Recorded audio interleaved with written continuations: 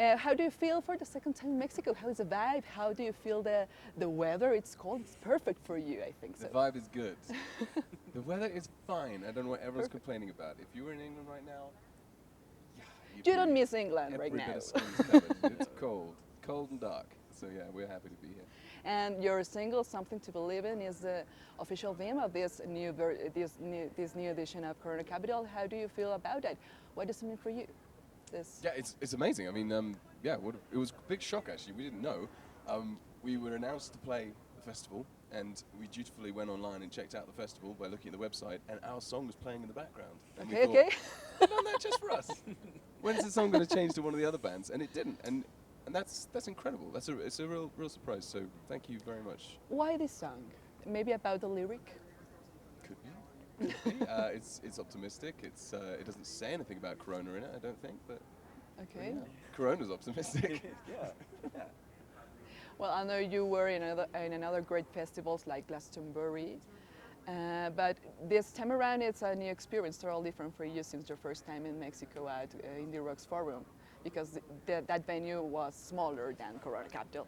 What have you heard about the Mexican crowd in festivals, their behavior?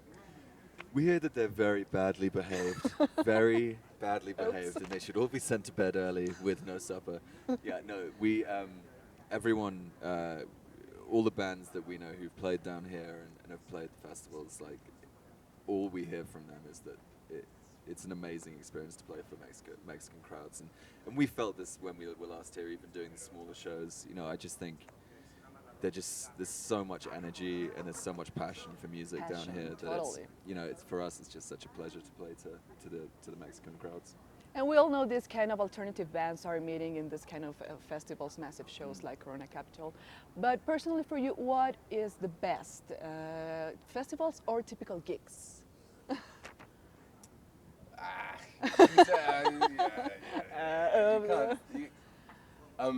Every single time it comes down to the audience, in any which way. There's no point in playing a big old room that makes your ego feel good if the audience isn't feeling good as well. So, I would every single time play a smaller club to play to a really, really excited bunch of people.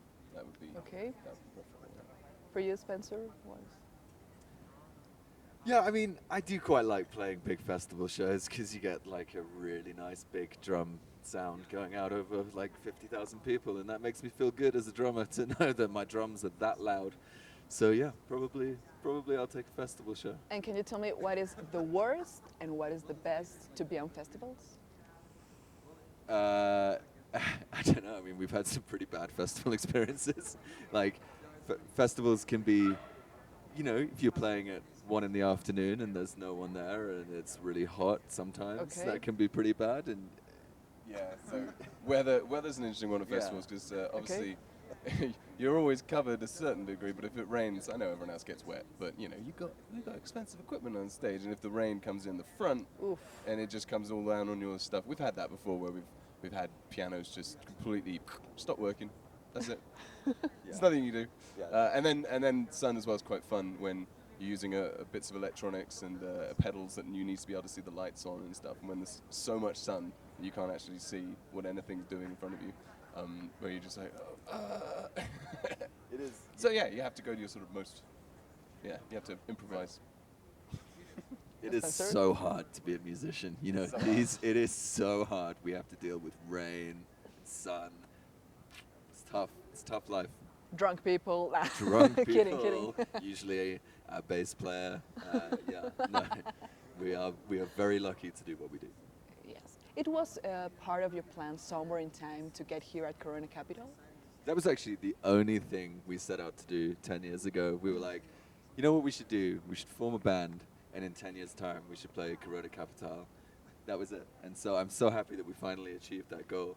Yes. Now, we were talking about this yesterday. There's, if you were to tell us when we started this band that we could be sitting here in Mexico City about to play on the main stage at the biggest festival in Mexico, and we get to meet lovely people and hang you. out and go and see the sights in Mexico City, and it's just, we are so lucky to do this, and it's an amazing experience for us. And this 2016 current capital, we have a great lineup, great headliners like Yeah. Pet Shop Boys, classical. As a fan, who do you want to see on stage?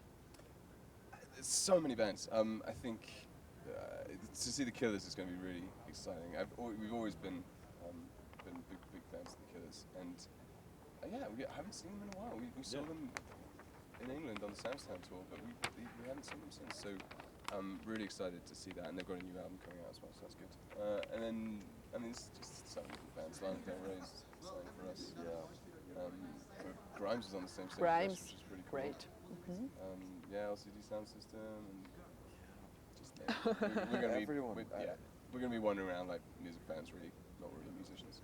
Well, we are living a new era, a new age of these new platforms, social media like Facebook, Instagram, Snapchat.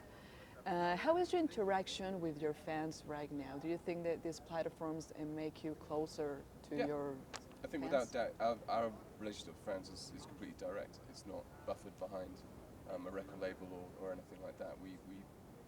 We think that's a good thing, and I think it's the reason a band like us is able to reach as far as we've reached, because we don't have a big support, a big network of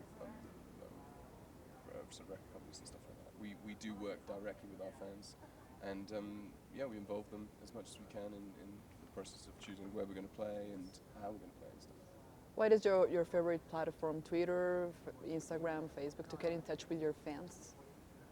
Well, we've always we kind of split a long time ago. We just split it up. So Robert does our Instagram, I do the Twitter, You divide and then we the kind of job. share Facebook and all of the other ones. But I have to say, I meant to start Snapchat about 1.5 years ago, and I still haven't done it, and I feel bad. So I'd like to apologize for any Snapchat silent film fans out there, because that's on me. I haven't quite got my head around that particular platform yet. But I love Twitter. I know Robert really loves Instagram, so especially if you can use the platform that you enjoy using, it makes it even easier to interact with your fans. 'Cause Totally. It's more fun. Yes. Tell us about your latest record, a silent film. What is about this new record? Well, you released it 1 year ago, but what is about the recording process, the main topics in the lyrics? Yeah, I think there's not a big overarching agenda to the whole record. We're still finding our way writing the best sort of alternative sort of pop music that we can. I think it's as far as the process goes, a lot of it starts with Spencer and I writing from a core song at my home in England. So it's something that comes off the piano or comes off the guitar, and then we'll involve other musicians, and we'll kind of try and cherry pick the sounds that we need with the people to bring them into the studio, to have a particular guitarist do stuff and a particular bassist do stuff, and other keyboard parts. We have people just bring their skill set to it, and that just keeps the records really colourful. And we don't want it to ever look or sound like it's just two guys in a room playing. Okay. We want it to sound bigger, and it's the modern age. It's nice. Well, we are living now a big issue, I don't know, about drugs. Do you have any advice to your youngest fans that are beginning to go to their first gigs, their first festivals? Do you have any advice about enjoying the music in a healthy way, away from drugs and alcohol? I think it's more apparent in most of life, is that it's quite crucial that you don't mistake the idea of having fun on substances as more fun than just finding a sense of pleasure in real life, because that really is the end goal. If you're taking drugs, it's usually to replace something or to self-medicate something you're not feeling right about. So I think from the experience of the last sort of 40, 50 years of educating people about drugs awareness, I think it's time that people just understand that, you've got to worry about the real world and not the world compounded by these addictive drugs, which just can absolutely ruin lives. Yeah, I think we've never been, and it's like, every band is different and every person is different, but for us, we've never really been in that world, and we've always been very lucky in that we realized that by doing what we really love doing, we were able to get the kind of enjoyment out of that I don't think is possible if you're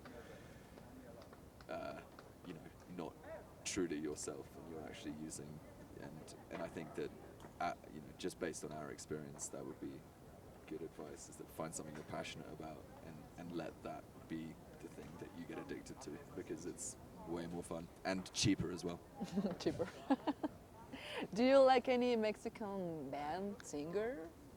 Or you don't know anything about Do you know what? Mexican music? I feel really bad because I was having a long conversation last night and I can't remember his name, but I believe, and this may be a sad topic to bring up, but I believe that a very famous Mexican singer passed away this year. Is that right? Like a really legendary. Juan Gabriel. Yeah, Juan Gabriel. So like I was learning Yes. about him last night. He was great singer, Apparently, composer, yeah, apparently like songwriter. every single Mexican worships. He apparently he's like bigger than Elvis. I remember. He's, yeah, like I remember reading about it when he died. yeah, like so. Sad. Actually, we were talking about it last night, and one of our jobs today was that we were gonna listen to some. Check it out. Gabriel. So, Yes. hopefully, that will be the Mexican singer that we're into. And well, I know you can get tired about this question, but I have to do by myself on my TV station, on my own TV. Why a silent film? Why this name for the band? Yeah, you got to pick a name, haven't you? Got to pick a name. I love old movies, and there's the film The Kid by Charlie Chaplin. Actually, a really old VHS version I had original piano score, which is written by Charlie Chaplin, and I just loved the piano music in the background, and I had taken that out and written a piece of music with lyrics. And imaginatively titled it A Silent Film. And it just, when we started playing it together as a band, it felt like the start of something new. I think we'd just come out of an era of being quite an angry band, and we'd all been guitars and loud drums, and we were looking in our early 20s to sort of think about the longevity of our careers and like what we wanted to be doing when we were getting older, when we were getting into our 30s. Did we want to be screaming and shouting like we were teenagers, or did we want to grow old a little more gracefully? So this wasn't a good example of us sort of looking ahead and introducing instruments like piano and doing something more reflective and mature. Okay. And at the time we were looking to change the band name to reflect that. So it kind of just stuck. Yeah. Thank you so much.